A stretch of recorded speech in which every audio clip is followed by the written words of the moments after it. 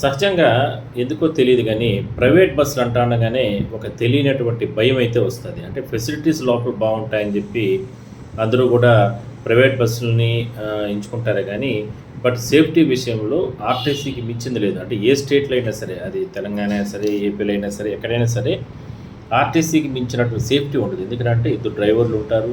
అవసరం వస్తే ఒక కండక్టర్ ఉంటాడు. ఎప్పటికప్పుడు బస్సు ట్రాకింగ్ ద్వారా మానిటరింగ్ అనేది ఉంటుంది. ఎక్కడ ఏ ప్రాబ్లమ్ వచ్చినా వెంటనే దానికి రెస్పాన్సిబిలిటీ ఉంటుంది.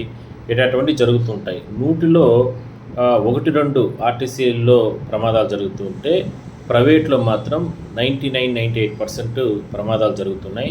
అందువల్లనే బస్సును అందంగా పెట్టుకున్నాము, లేదంటే బస్సులో ఫెసిలిటీస్ కల్పిద్దాము, ఇంటీరియర్‌లు పెడదాము, ఇట్లా రకరకాలుగా ప్రజలను ఆకర్షించడానికి ఎన్నో ప్రయత్నాలు చేద్దాము అనుకుంటారే అనే దాని మీద దృష్టి పెట్టే బదులు వాళ్ళ రక్షణకి, వాళ్ళ సంరక్షణకి ఏ విధమైనటువంటి చర్యలు తీసుకుంటున్నాము, మనం బస్సు పంపించేటప్పుడు ఇద్దరు డ్రైవర్లు పంపిస్తున్నామా లేదా, మరి ఒక స్టాండ్ నుంచి ఇంకొక స్టాపింగ్‌కి వెళ్ళేటప్పుడు ఆ మానిటరింగ్ ఏంటి, బస్సు ఏ విధంగా కంట్రోల్‌లో వెళ్తుంది, ప్రయాణికుల నుంచి ఫీడ్‌బ్యాక్ తీసుకోవడం గానీ, లేదంటే ఇట్లాంటివన్నీ కూడా కొన్ని చర్యలు తీసుకుంటే మాత్రం ఇలాంటి ప్రమాదాలు జరగవు.